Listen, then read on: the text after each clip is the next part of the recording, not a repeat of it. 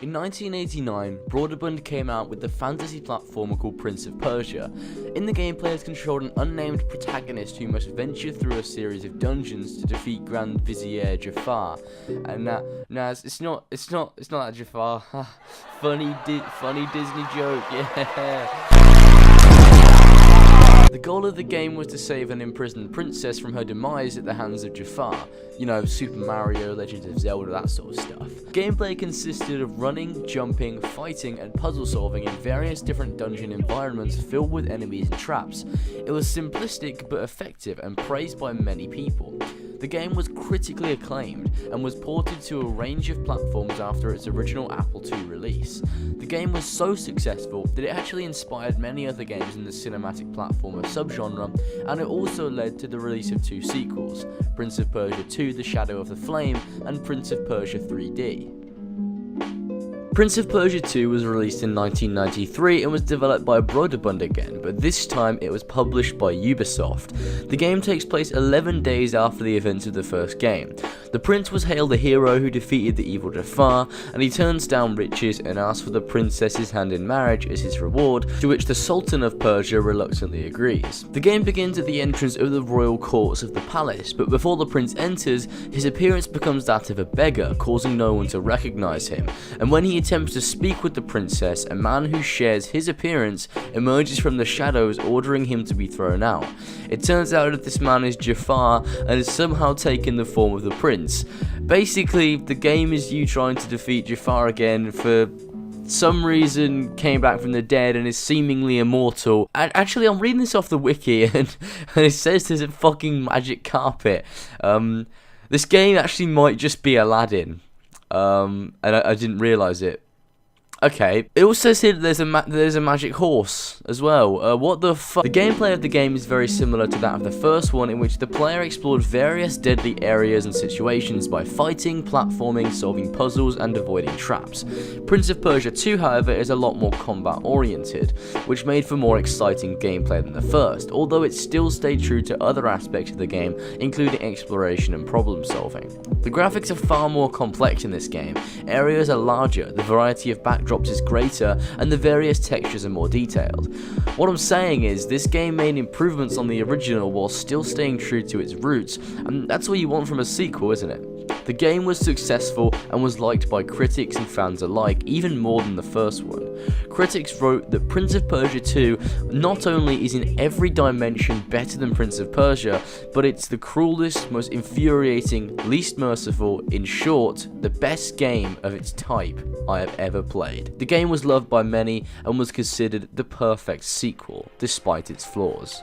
The last game in the original Prince of Persia trilogy was Prince of Persia 3D. The game was not only the last in the original series, but it completely changed the way the first two played because it included 3D gameplay. The game was developed by Red Orb Entertainment and published by the Learning Company for Microsoft Windows. It released in 1999, 10 years after the first game in the series. The game begins with the Prince and Sultan of Persia visiting the Sultan's brother, Hassan.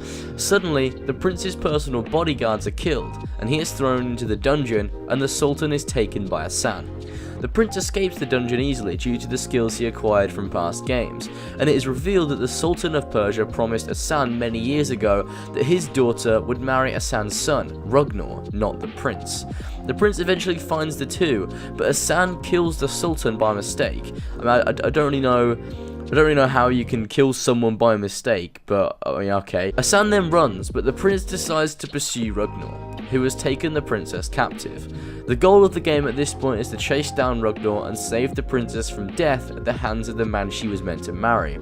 Eventually, you defeat Ragnar, save the princess, and fly away from Persia for good. The gameplay of Prince of Persia 3D is incredibly different to that of the first two due to the fact that it is a 3D game. The game suffered from unresponsive controls, rough character models, and difficult camera control, but it still managed to get positive reviews due to its unique score, fluid animations, well-made graphics, and action sequences. The game seemed to be a fitting end to the original Prince of Persia franchise, the fans were happy, the critics were happy, and the game had a conclusive ending. In 2003, a reboot to the franchise was released, which marked a significant point in the game's history. Developed by Ubisoft Montreal, Prince of Persia: The Sands of Time was hugely popular, getting scores of 9 out of 10 from well-respected critics, and was a fitting return to the Prince of Persia franchise, with a new story, new characters, and new gameplay. The game's mechanics are based around combat, puzzle solving, and parkour, which were very familiar concepts to the Prince of Persia series. The most significant gameplay feature was the Dagger of Time, which allowed the player to rewind time in order to complete their objective. All in all, the game was successful and was a great comeback for the series, and it spawned 2 sequels, Prince of Persia: The Warrior Within and Prince of Persia: The Two Thrones, both of which were also successful games that won many awards and furthered the legacy of the Prince of Persia games.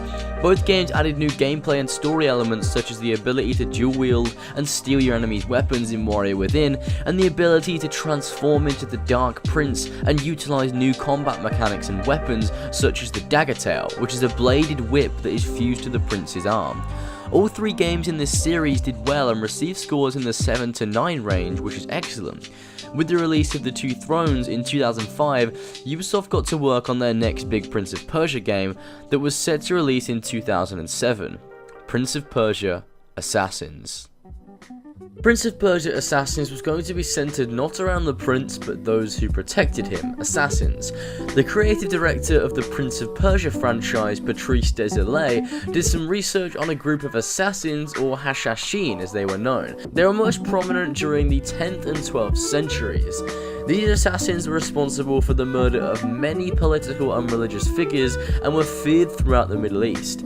Désilets began to formulate a concept based on the assassins that would follow the story of not the prince, but of the assassins. In particular, one female assassin who was among a group of many that protected the prince when he was young, and acted as his personal bodyguards. The gameplay centered around protecting a young prince in Jerusalem who had to be rescued by the player and escorted to safety.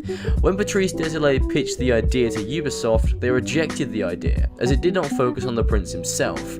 From there, he took his team and moved to complete their new project that would later become Assassin's Creed, Ubisoft's most successful franchise.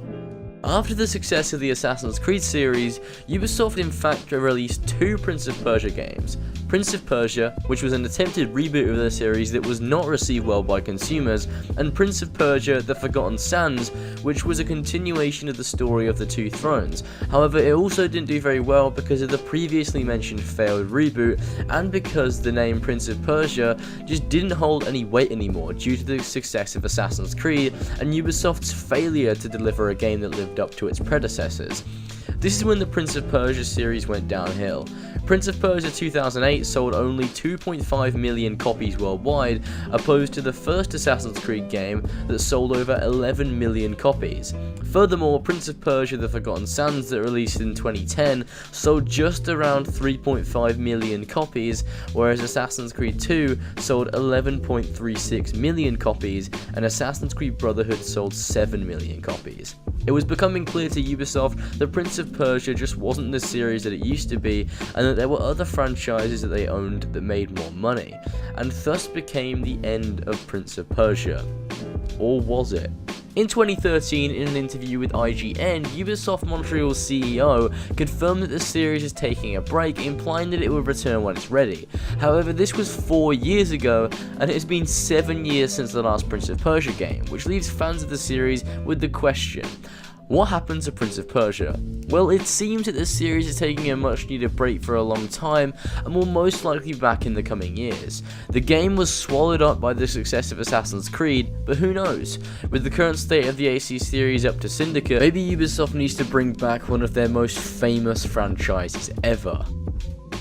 Anyway, that is the end of the video, guys. I hope you guys enjoyed. I spent a lot of time making this video on what happened to Prince of Persia. I kind of wanted to analyze all of the games and kind of look at their successes and their failures, and the course of the series since 1989 with the first Prince of Persia game, and kind of see what exactly happened to Prince of Persia, like why it suddenly started doing so badly towards, you know, more recent times.